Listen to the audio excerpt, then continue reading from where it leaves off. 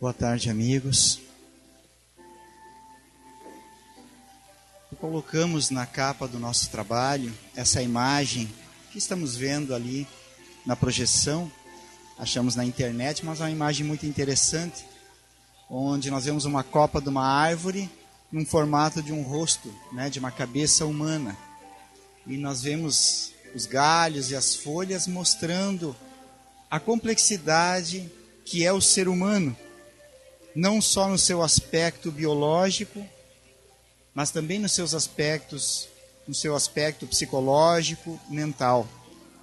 Então o ser humano sim é um ser complexo nas suas várias nuances, mas nem por isso não somos ou estamos sempre na condição de aprendermos conosco mesmo, aprendermos o que somos e aprendermos aonde queremos chegar. O título do nosso trabalho é Saúde Mental e o Desenvolvimento Espiritual. E vamos ver como isso está intimamente ligado. A pretensão é essa, de vermos como é importante o equilíbrio mental, essa saúde, para atingirmos também o nosso crescimento espiritual.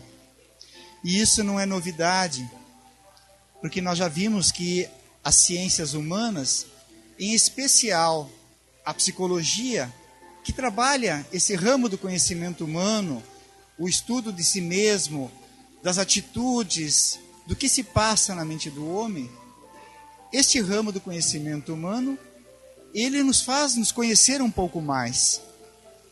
E quanto mais nos aprofundamos, vamos vendo que a nossa saúde mental está intimamente ligada ao nosso desenvolvimento espiritual.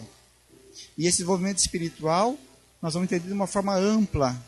E a pouco vamos clarear um pouco mais o que seria esse desenvolvimento espiritual.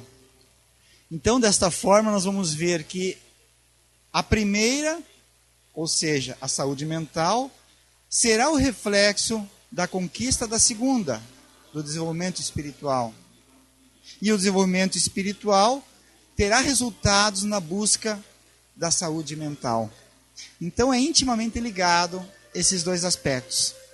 Importante conhecermos isso para podermos olhar para nós mesmos e nós buscarmos esse crescimento, que é o objetivo de todos nós. Vamos procurar entender, ouvir, ou tentar descobrir o que é ter saúde mental. E também vermos quando o indivíduo está saudável mentalmente. Diz aquela música popular que de perto ninguém é normal, né? Já conhecemos essa música e vemos que realmente todos nós temos as nossas dificuldades sociais, mentais, espirituais. Então nós estamos ainda num processo de crescimento, de conquistas de si mesmo. Mas quando nós podemos, no nosso patamar, no nosso entendimento agora, quando entendemos que estamos saudável mentalmente. Qual é um parâmetro assim que podemos colocar para nós? E a área da psicologia, junto com a da espiritualidade, nos dá alguns parâmetros. Nós vamos ver algumas coisas bastante óbvias, mas vamos ver que às vezes as coisas óbvias, elas estão tão na nossa frente que a gente não enxerga elas. Então vamos ver algumas desses parâmetros que podemos nos colocar numa condição de um indivíduo saudável mentalmente ou patologicamente, né, na saúde mental. Uma pergunta que podemos fazer para nós mesmos. E sempre esse questionamento tem que ser feito de uma forma muito honesta, da gente com a gente mesmo. Quando nós estamos com saúde mental, quando nós já trabalhamos ou estamos trabalhando conscientemente os nossos conflitos internos. É óbvio isso, mas às vezes é tão óbvio que a gente não enxerga. Porque quando nós temos conflitos internos, primeiro ponto é nós sabermos que temos conflitos internos. Segundo ponto é nós sabermos que devemos trabalhar esses conflitos internos. Quando isso está feito conscientemente, veja que estamos dizendo aqui que não é negar. Não tem nenhum conflito interno, porque todos nós temos.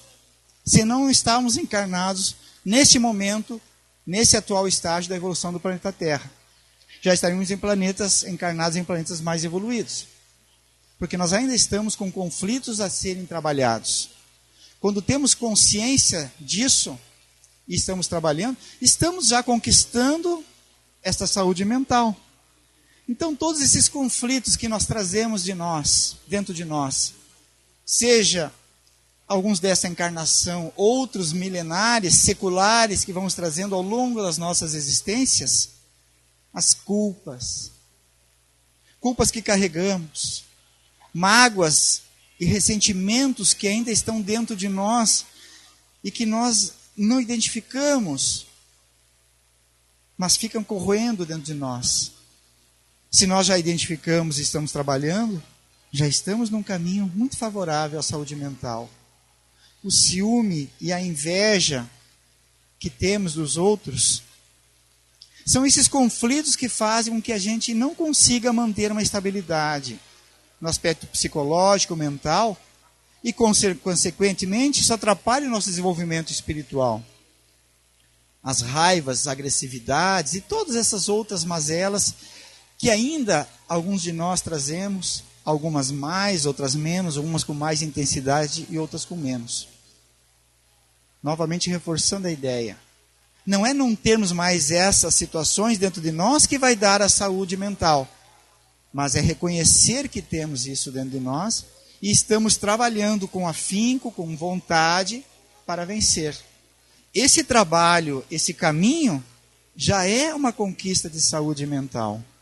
Porque se a gente tem culpas dentro de nós e elas não são trabalhadas, por exemplo, elas formam uma barreira muito grande, intransponível, para nós mantermos o equilíbrio mental e conquistarmos esse desenvolvimento moral e espiritual, que é o objetivo de todos nós. Então, primeiro ponto. Segundo, o indivíduo que está com saúde mental já consegue viver em harmonia consigo mesmo e com o próximo. É óbvio também, mas às vezes a gente não enxerga isso. Porque a gente não consegue conviver conosco mesmo. Nem a gente se aguenta, né? Tem alguns que dizem, nem eu me aguento. Então comece a trabalhar para poder se aguentar e trabalhar essas suas dificuldades maiores. E a gente não aguenta muitas vezes aquele companheiro, colega, aquele que está dentro da família, no trabalho, na sociedade, aonde a gente convive. Novamente, colocando a situação, nós vamos ter problemas sim de relacionamentos. Isso é natural nos embates que nós temos nos aprendizados da nossa vida. Mas quando eu consigo já conviver com aquele outro que pensa tão diferente de mim, que muitas vezes me irrita na sua forma de agir, mas eu consigo já desenvolver uma tolerância com aquele processo, com aquela dificuldade, já estou conquistando a minha saúde mental. Já estou num processo de saúde mental. Porque a grande dificuldade é essa, identificar o que me irrita, o que me provoca a desarmonia íntima. Às vezes é dentro de mim, às vezes são situações exteriores. E quando eu identifico isso, eu consigo conviver harmoniosamente. E o que não quer dizer aceitar o que o outro faz, a sua ideia, não é isso. Mas aceitar que ele tem uma ideia diferente da minha. E que ele contesta, e que ele pode ser alguém bastante irritativo nisso. Mas eu não permito que isso me afete. Então eu vivo em harmonia. Então é nós termos relacionamentos intrapessoais, eu comigo mesmo, e interpessoais saudáveis. Não permitir que o outro comande o meu humor. Estávamos falando há pouco, na abertura do trabalho, como às vezes as pessoas dizem, eu sou bem quietinho, mas se alguém me diz uma coisa, eu digo 10. E aí? Você está dando o seu poder, do seu humor para outra pessoa? O seu humor depende do outro? Não pode ser assim. O seu humor tem que depender de você. o seu bom humor especialmente. Não dar a chave do outro da sua harmonia, você dá a chave para ele comandar a sua harmonia e seu equilíbrio. Então isso é muito importante. Manter esse relacionamento com o outro de uma forma saudável, harmônica, da melhor forma possível. Terceiro item, podemos identificar se estamos ou não com saúde mental. Compreender perfeitamente o meu lugar no mundo e os objetivos que fazem com que eu esteja aqui. Isso é muito importante. Se a gente não está compreendendo o que estamos fazendo aqui, qual é o meu lugar no mundo, nós estamos em perturbação, em não saúde mental, em patologia, em doença mental. Às vezes não aparente. E nós vamos entender questão de saúde ou não saúde mental, são linhas muito tênues. Né? Como disse aquele poeta que falamos anteriormente, né? De perto ninguém é normal. E realmente são muito tênues essas linhas do equilíbrio da saúde para o desequilíbrio e para a doença mental. E nós temos que compreender o que às vezes nos provoca essa variação do equilíbrio para a desarmonia. E compreender o que estamos fazendo aqui, qual é o objetivo de estarmos aqui, é fundamental. Qual é, afinal, o objetivo da vida? Não só da forma filosófica como objetiva. O que estamos fazendo aqui? Qual é o meu papel? Por que eu estou reencarnado em 2014 em Santo Ângelo, nessa família, hoje estando aqui no Grupo Seara do Mestre, com aquele problema? O que isso serve para mim como crescimento? Porque se nós não identificarmos que o nosso objetivo de estarmos aqui é crescimento intelecto-moral, evolução espiritual, nós estamos perdidos um pouco nos nossos papéis aqui na vida. E aí identificamos papéis errados para nós e objetivos errados para a nossa existência. Isso provavelmente vai provocar algumas problemáticas para nós. Outra coisa óbvia, quem está em saúde mental não possui desequilíbrio mental e nem emocional.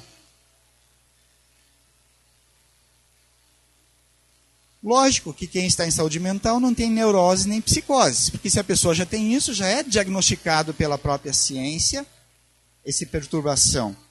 E isso existe tratamento e deve ser trabalhado com auxílio de profissionais, de medicamentos.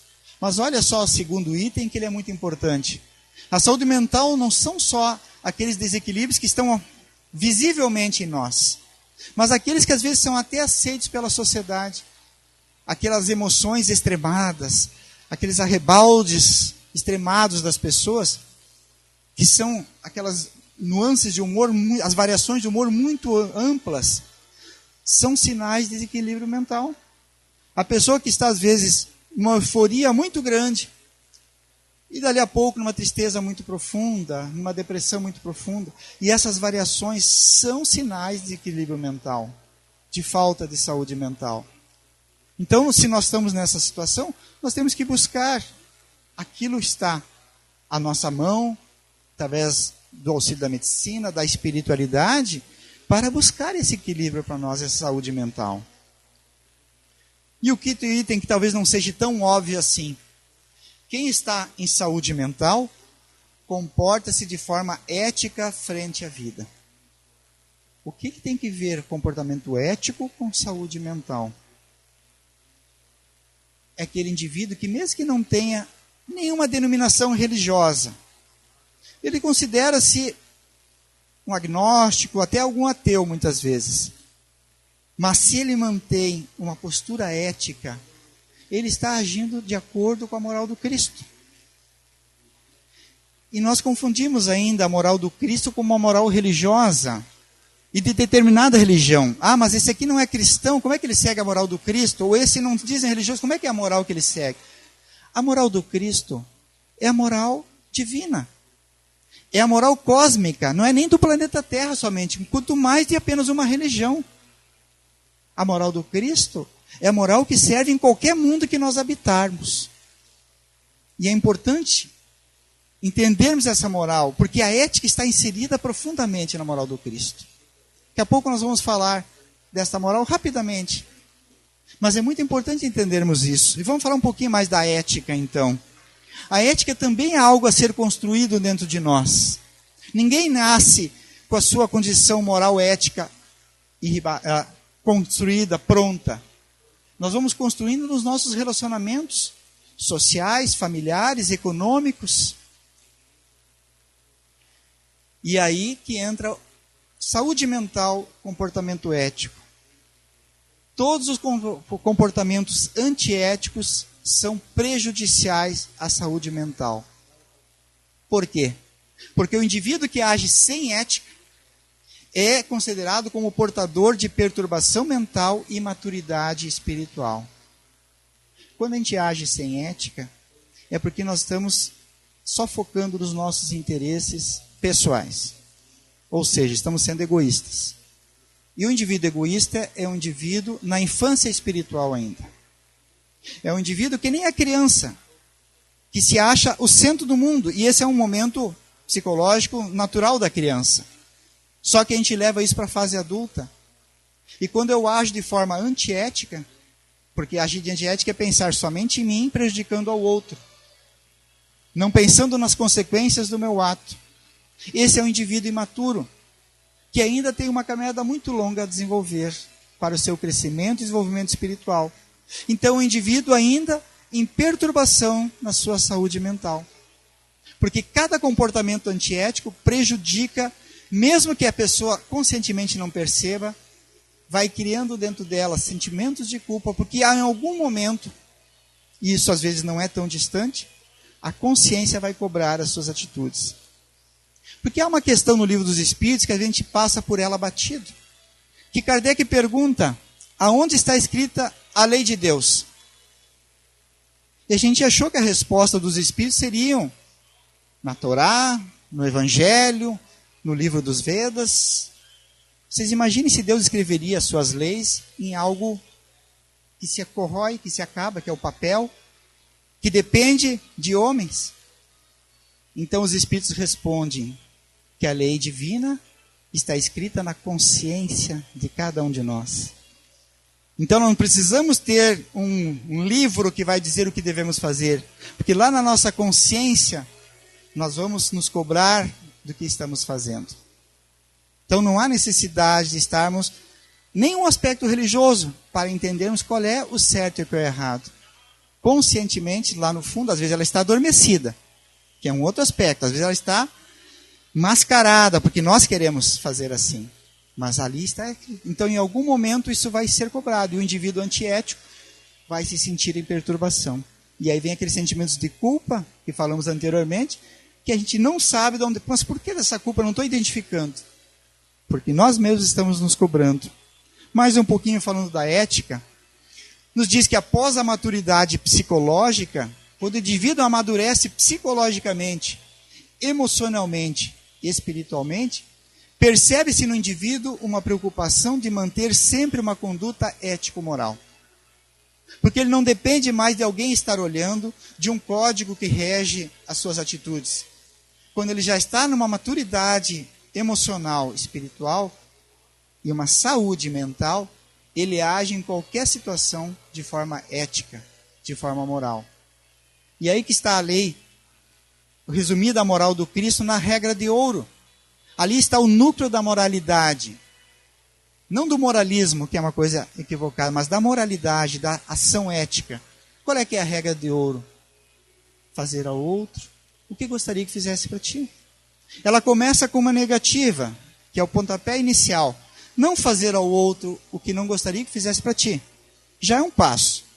Eu já não faço ao outro o que ele faria para mim e eu ia gostar. Não, então eu não faço para ele. Mas o passo maior é fazer ao outro, porque já é uma atitude, é uma ação. Fazer ao outro o que eu gostaria que fizesse para mim.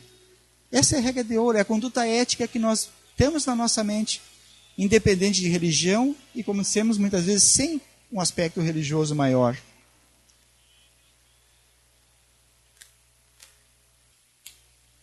Não da bateria, mas vai dar certo. Né?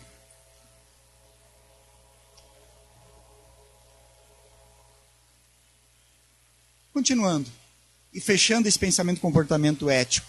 O comportamento ético ele nos leva a uma saúde mental, que nos leva a um desenvolvimento espiritual, que por consequência nos leva a uma saúde mental, que nos levará a um comportamento ético. É uma via de mão dupla.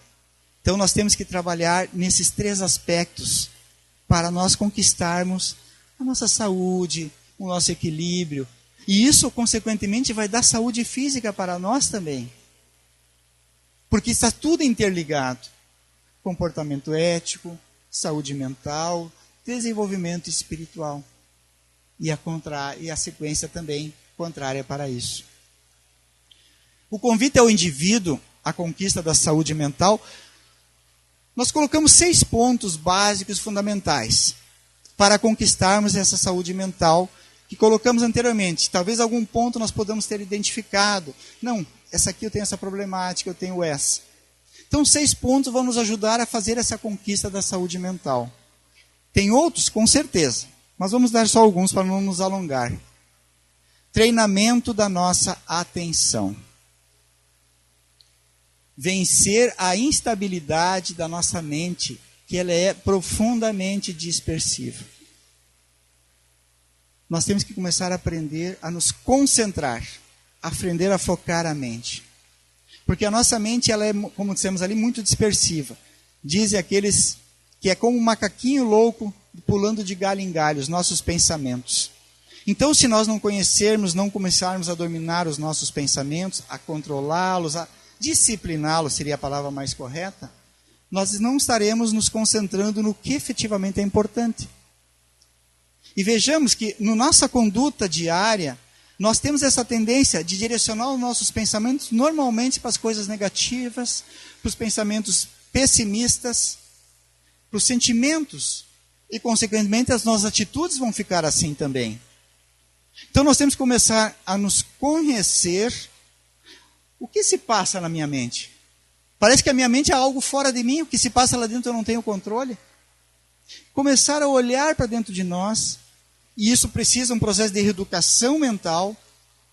Começar a olhar coisas mais positivas no nosso dia a dia. Não olhar tantas coisas negativas. E quando ver algo negativo, procurar sempre algo positivo para tirar daquilo ali. Isso é um exercício muito intenso.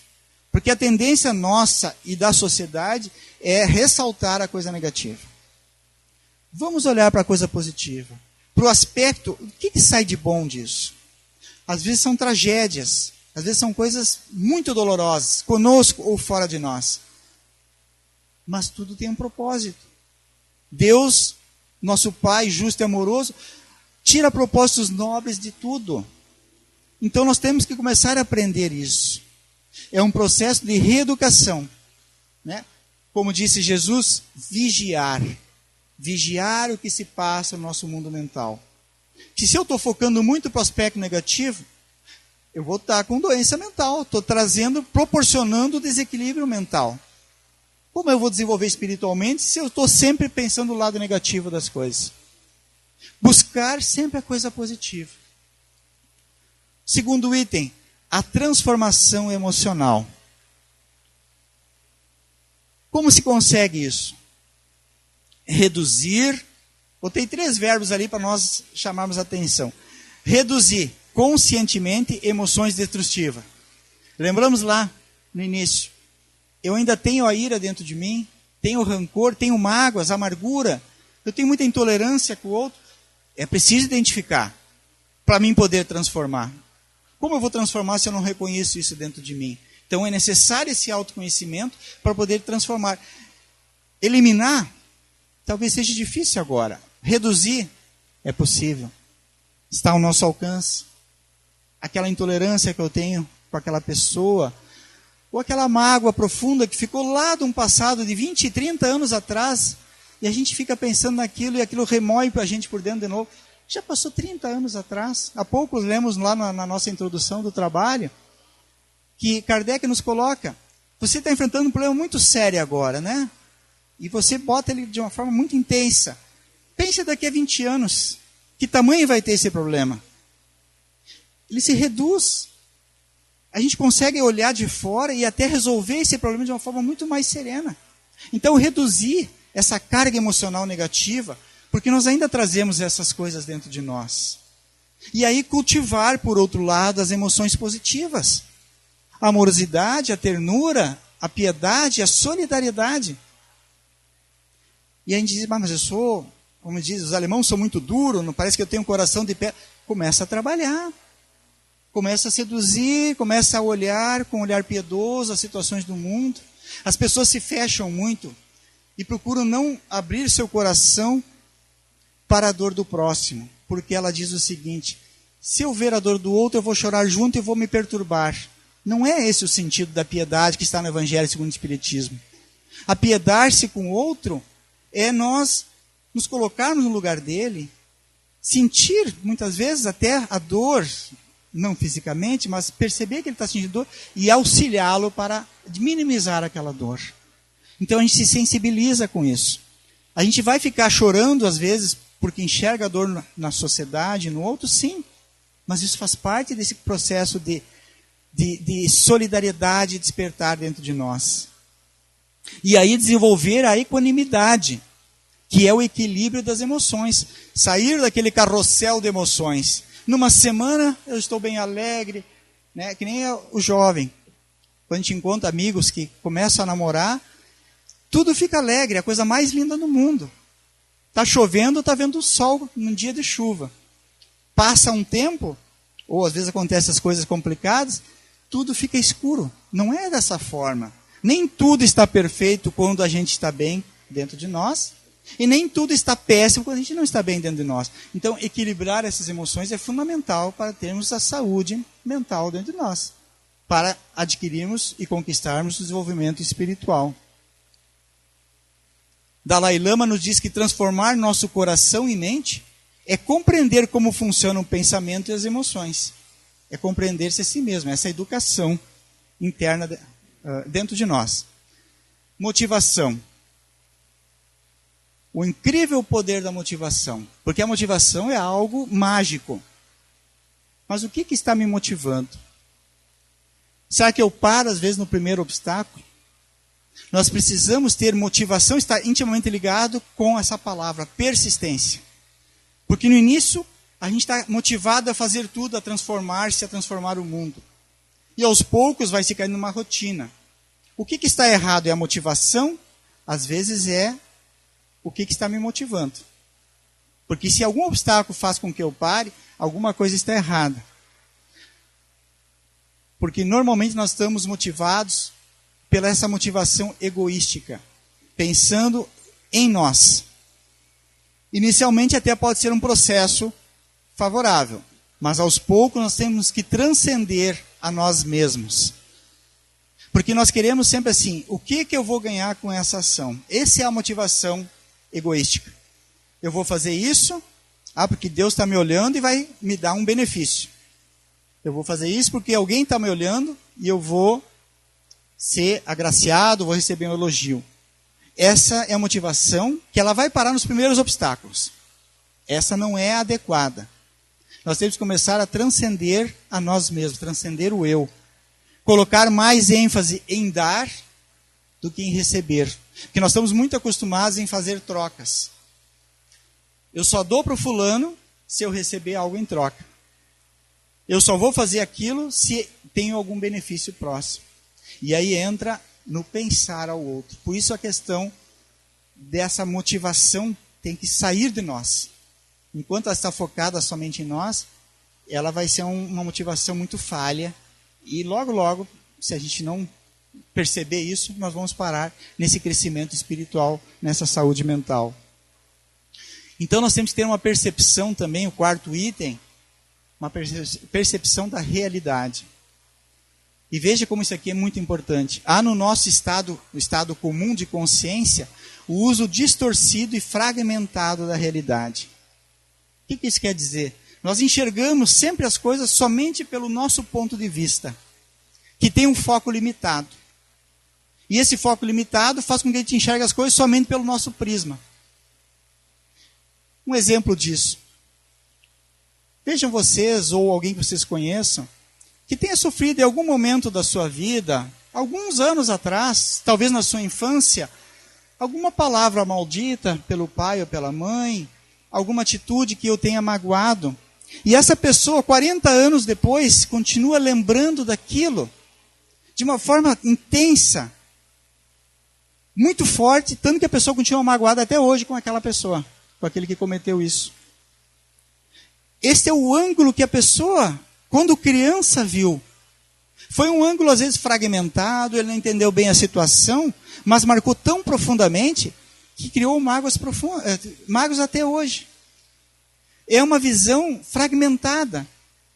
Tudo bem que aconteceu até hoje, ele tem 40 anos. Para pensar. Isso aconteceu em 1970, 60, 75. Quem me fez isso era uma pessoa que naquele momento estava em desequilíbrio, estava com problemas, havia perdido algum ente. Comece a colocar nessa situação.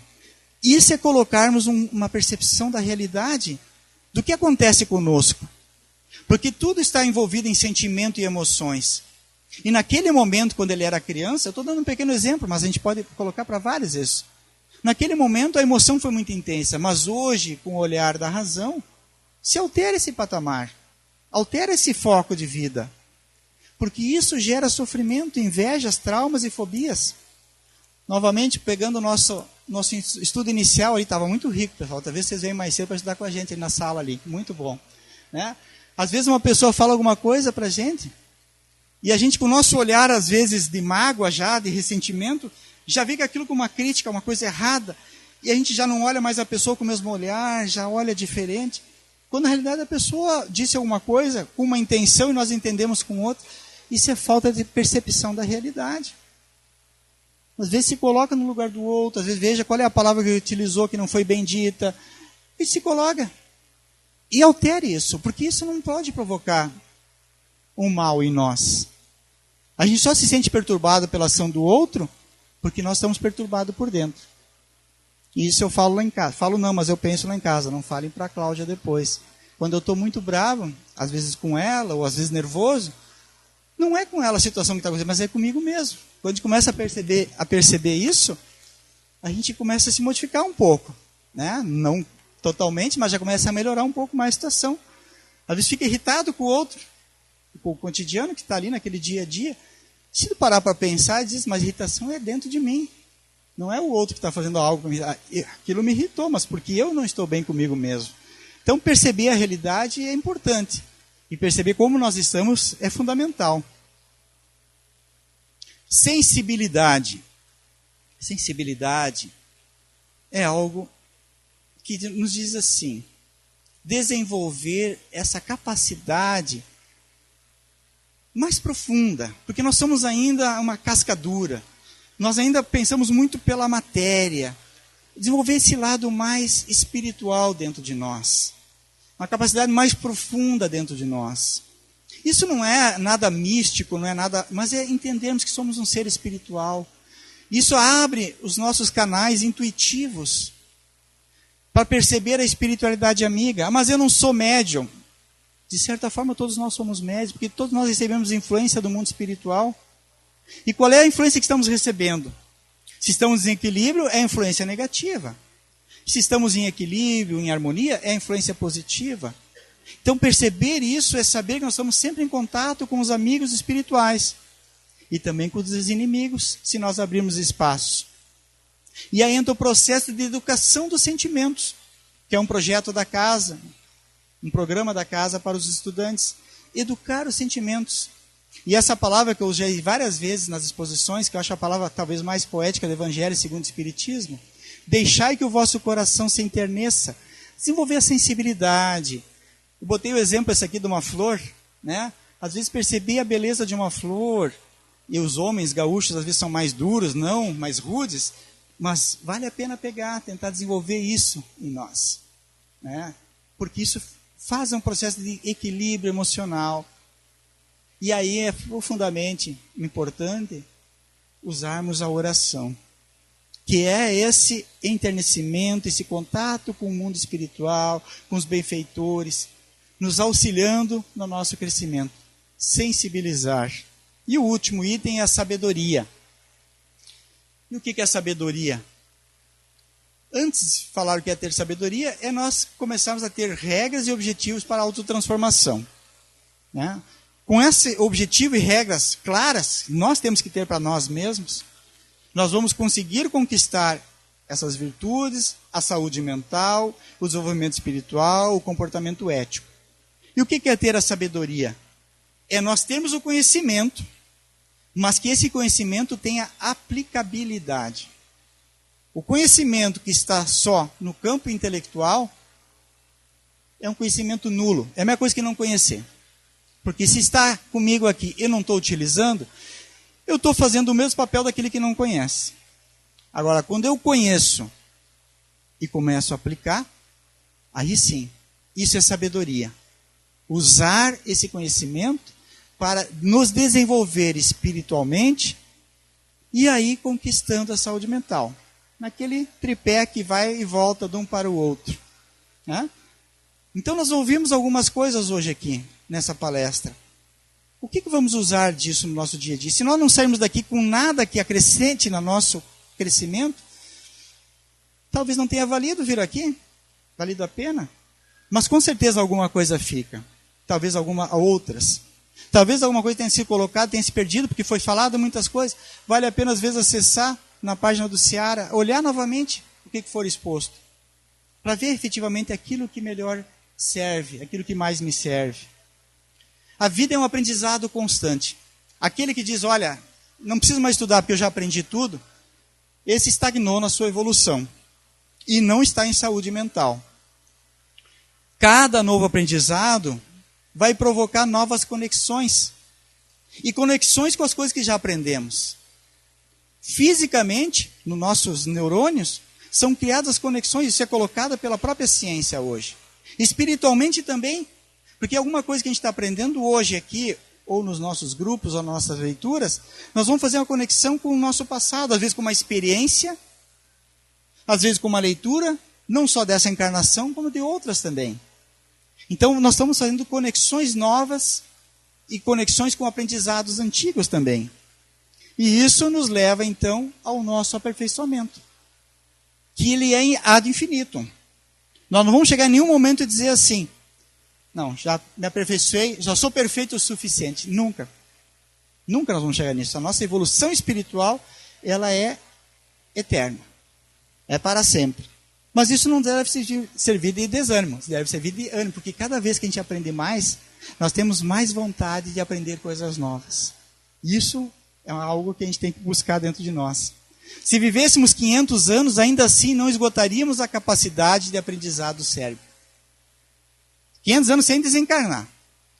Ninguém quer ficar com 500 anos, mas a gente, hipoteticamente, não íamos aprender, não íamos usar toda a capacidade do cérebro. Olha só isso aqui que a ciência nos diz. O réptil, ele nasce com 98% das conexões prontas já. Só tem 2% a fazer. Então não adianta você pegar o seu lagartinho de estimação, ensinar ele a pular, a buscar um graveto, um ossinho, que ele não vai fazer. Ele só tem 2%, não consegue desenvolver mais do que isso. Mas o cachorrinho já consegue. Ele nasce com 75% de conexões prontas e 25% ainda a fazer. Por isso que o cachorrinho pode ser ensinado em muitas coisas e o réptil não pode. Porque ele tem mais conexões, vai aprendendo coisas novas. O réptil não tem espaço para aprender coisas novas, é só a sobrevivência. E agora o homem? Nós nascemos, segundo essas pesquisas, 30% das conexões prontas. Nós temos 70% a fazer. Quanta coisa nós temos ainda a aprender, a desenvolver dentro de nós. Então a gente achar que está pronto, começa de novo, porque não está pronto não. Então o convite sempre é a nossa evolução espiritual. Objetivo de vida, reencarnação. Para isso que nós estamos aqui. A vida não se resume do berço ao túmulo. Se fosse só isso, não teria sentido. Nem eu estava sentado aqui. Nós sabemos disso. Mas o que isso serve para a gente na prática? Estamos utilizando essa informação afirmativamente conosco? Porque se nós temos essa informação como convicção dentro de nós, os nossos objetivos existenciais assumem outras proporções, muito mais profundas, muito mais do que as conquistas materiais. E os nossos problemas assumem proporções diminutas. Como Kardec nos colocou, eu falei anteriormente, Olhe para frente, pense daqui a 5, 10, 20 anos, esse problema que para você agora é um tormento. Será que ele vai ter essa força tão grande daqui para frente? Então trabalhe, resolva-o, mas não se atormente, não se apoquente com essa situação de forma que aquilo paralise você. Buscar o desenvolvimento da espiritualidade, então, o que é a espiritualidade? É a mais pura expressão de conhecer-se a si mesmo e conhecer as leis divinas. Onde é que estão as leis divinas? Na nossa consciência. Então, quer dizer, nós nos conhecendo, sabendo o que devemos fazer, nós vamos encontrar automaticamente essas leis divinas dentro de nós. Claro que nós precisamos dessas reuniões fraternas, dos grupos de estudo, das religiões, das filosofias, porque nos chamam a atenção para as buscas. E elas são necessárias para nós. Mas na realidade está tudo dentro de nós. Aqui nós só estamos buscando aquilo que já está dentro de nós.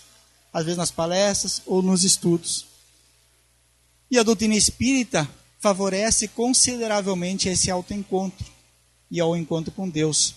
Porque no estudo nós vamos buscando essa informação que está dentro de nós, através das obras, e nós vamos sendo estimulados ao nosso crescimento espiritual. Aí estamos conquistando a saúde mental e nos tornando um ser consciente. Consciente do que somos, da onde estamos, em que ponto da evolução nós nos encontramos.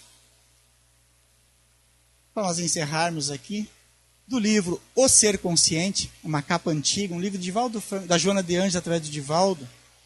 O que é esse ser consciente? É o ser que está em saúde mental, em desenvolvimento espiritual, em crescimento moral. O ser consciente é austero, mas sem carranca.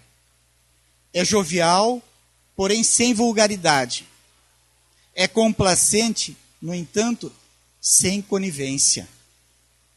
É bondoso, todavia sem anuência com o erro. Joana coloca as duas coisas para a gente não confundir. Nós normalmente confundimos seriedade, carranca com austeridade. E permitir que aconteça tudo com bondade. O ser consciente ajuda e promove aquele que lhe recebe o socorro. E quer dizer, ele presta socorro. Então ele ajuda e promove, seguindo adiante sem cobrar retribuição. De forma nenhuma fazer o bem esperando algo em troca. Nem de Deus, nem dos espíritos, muito menos do próximo. Essa é a forma que o ser consciente, em saúde mental e desenvolvimento espiritual, age. É responsável, profundamente responsável. Não permite o vão repouso enquanto o dever o aguarda. Como consegue dormir? Quantas coisas? Um sono tranquilo, porque não fez ainda o que devia fazer, enquanto tantas pessoas sofrem no mundo. Não vamos resolver, o ser consciente não vai resolver os problemas do mundo. Mas ele sabe do papel dele e o que é possível ele fazer. Então ele é responsável pelo que ele pode fazer. Conhecendo então as suas possibilidades, porque ele é consciente disso, coloca-as em ação sempre que necessário, aberto ao amor e ao bem. Este é o ser consciente. Este é o ser que está em saúde mental, em desenvolvimento espiritual, tem as suas condutas éticas, todas nos seus relacionamentos interpessoais. E Joana encerra essa mensagem dizendo que só o amadurecimento psicológico, através das experiências vividas, libera a consciência do ser. Somente esse amadurecimento emocional, psicológico, espiritual, que nós vamos vivendo na nossa experiência, vamos nos libertar. E ao conseguir essa libertação daqueles sentimentos de culpa, de mágoa, de não ter feito o que devia fazer, e ao consegui-la, este ser, ei-lo feliz, conquistando a terra da promissão bíblica, que foi prometido para Moisés, a terra da fartura. Em todos os textos bíblicos é colocado essa terra da felicidade, da fartura. Onde é que fica isso? Essa terra é dentro de nós. Só ela deve ser arada e trabalhada. Não é um local específico, mas é dentro de nós. Porque Jesus já disse que o reino de Deus era dentro de nós. Esse reino de Deus é a terra prometida, a terra da paz e do equilíbrio mental. Assim possamos refletir sobre isso de hoje, buscando aquilo que mais nos serve, que pode mais nos ajudar a encontrar esse equilíbrio que todos nós estamos buscando. Alguns com mais intensidade, outros menos. Mas que todos possamos não desistir jamais. Porque essa é a nossa caminhada. Que Jesus nos ampare nesses novos propósitos. Muito obrigado.